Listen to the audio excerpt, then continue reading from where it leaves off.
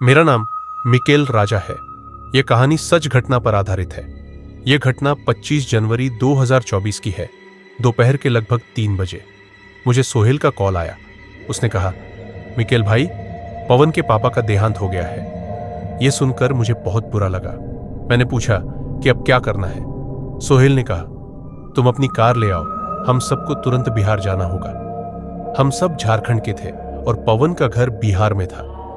पवन के पापा का देहांत बिहार में ही हुआ था। सोहेल, अफरीदी, राजन और पवन ने तय किया कि बिहार जाना पड़ेगा। मैंने भी मना नहीं किया, क्योंकि पवन हमारा अच्छा दोस्त है और बुरे वक्त में साथ नहीं छोड़ सकते।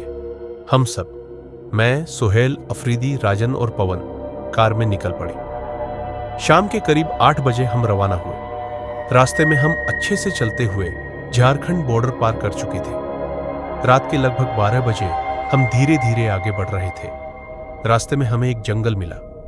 कहा जाता है कि उस जंगल में रात को कोई गाड़ी नहीं चलती। उस जंगल का नाम शेर घाटी है। जैसे जैसे हम जंगल की ओर बढ़ते गए, जंगल घना होता गया। मैं कार चला रहा था, अफरीदी आगे की सीट पर था और पवन, राजन और सोहेल पीछे सो रहे थे। मैं अकेला कार चला रहा था और शाम से ही हम चल रहे थे। मुझे भूख लगी। मुझे एक होटल दिखा जिसमें सिर्फ एक बूढ़ी औरत थी और कोई और नहीं था। मैं कार से उतरा और पूछा, दादी माँ, खाने के लिए कुछ मिलेगा? वो डरावनी आवाज में बोली, हाँ, सब कुछ है, लेकिन तुम सब यही घूमते रह जाओगे। मुझे यह सुनकर अजीब लगा और मैं वापस कार में बैठ गया। अफरीदी ने पूछा, क्या हुआ भाई? मैंने कहा, भाई, भूख लगी है। अफरीदी बोला, चलो कुछ खा लेते हैं। मुझे थोड़ी हिम्मत आई और मैंने कहा, ठीक है भाई, चलो। हम सबको नहीं पता था कि वहां उतरना हमारे लिए कितना खतरनाक होगा। राजन, सोहेल और अफरीदी कार में सो रहे थे। मैं और अफरीदी खाना लेने गए।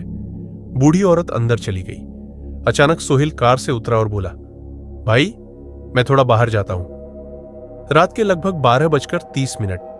मैंने भी कहा, ठीक है भाई, जाओ। इसके बाद पवन भी कार से उतरा और पूछा, सोहेल भाई कहां गए? मैं और अफरीदी ने कहा, वो आगे की ओर गए हैं।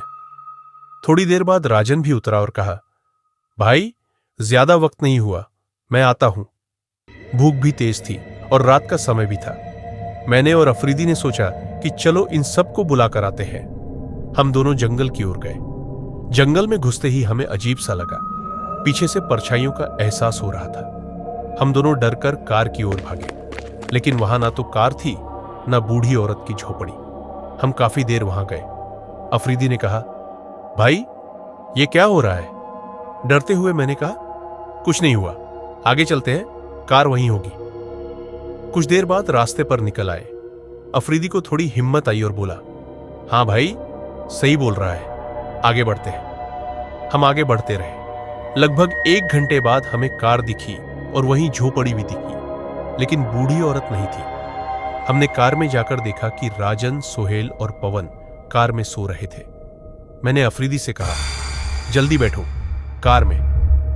हमने कार स्टार्ट की और वहां से तुरंत निकल पड़े। जब हम जंगल पार कर गए और घनी आबादी वाले क्षेत्र में पहुंचे तो कार रोकी। मैंने और अफरीदी ने सोहेल और बाकी दोस्तों से पूछा, भाई, कहां गए थे तुम सब?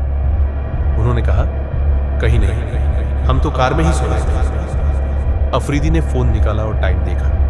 हमें और डर लग गया।